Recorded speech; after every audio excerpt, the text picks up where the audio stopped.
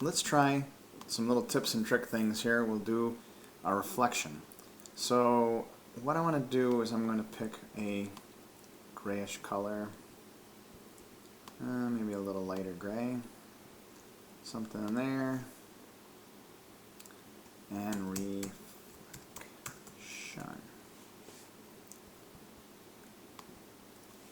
I have reflection and impact. But what I'm going to do here is, we all have done layer styles. But what I'm going to do here is I'm going to turn this into, I'm going to go ahead and say I'm going to do a bevel and emboss. And when I do the bevel and emboss, we're going to get a kind of we want a nice chrome look and feel. So look at how we can pick one of these and we can try this out and say, oh, okay, what does that look like? And you can see the different gloss contours are going to change this quite a bit. And we're going to change the size a little bit.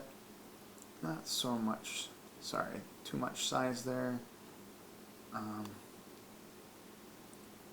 Little depth. There we go. And I'm going to hit OK. Now, what's going on here is I've started to create a chrome text effect. So what I'm going to do is I am going to click on this layer, on the reflection layer, the type layer. I'm going to go to rasterize type. This will rasterize the font. Now I'm going to go to image, adjustments, and curves. Okay, I'm going to go to curves, and when I go to my curves palette, which we probably haven't done much with, I'm going to come up here and I'm going to make this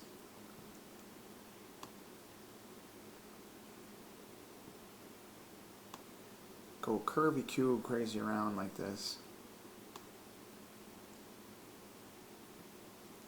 And you're going to see how it adjusts and creates the text a little more chrome feel. Okay? Let's do a kind of a gradated background here. So I'm going to pick like a nice dark blue, and I'm going to hit X on the keyboard, and I'm going to go and come in here and I'm going to pick the background color, so I know the blue. Come up to a nice light blue in here. Okay. Grab the gradient tool and make sure that I'm going foreground to background. And let's pick a little radial gradient. And we're going to do that one again. And reverse it.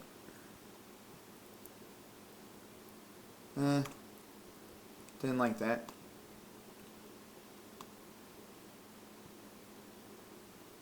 There we go. That looks good.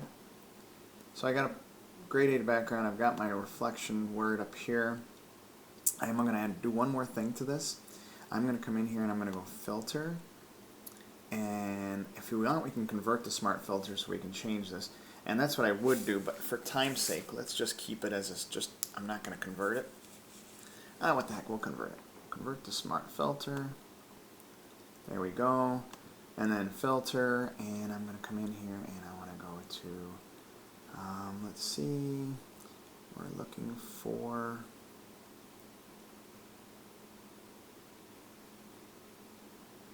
where is it? I am looking for, let's go to filter gallery. We'll go to artistic. And there it is, plastic wrap.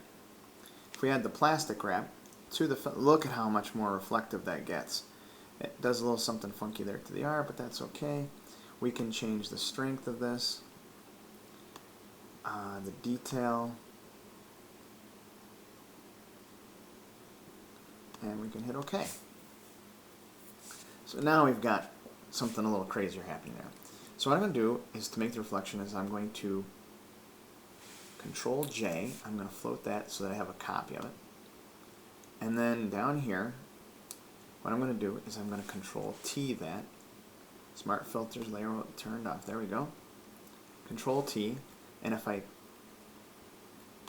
Control or Command click, Control click, and we flip vertically,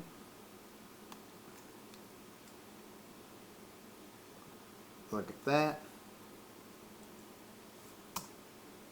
Ta-da! We now have a little reflection, but let's make this look a little more realistic. So we're going to do Control T again, and I want to come in here and I want to perspective. Right mouse click, take that like that, and then I'm going to drop the opacity of that, like so. And then if we want, we can come in here and add a layer mask and take that layer mask from, let's go in here and do default colors and go black to transparent. Oh, I still have it on the radial gradient. There we go, look at that. And now we have pretty cool reflection little thing. Easy to do, fun to do, and a little bit of chrome effects too. So if you wanted to throw in a little chrome work, now none of these have to be done in your final project, but they're just some ideas. Okay, sounds good.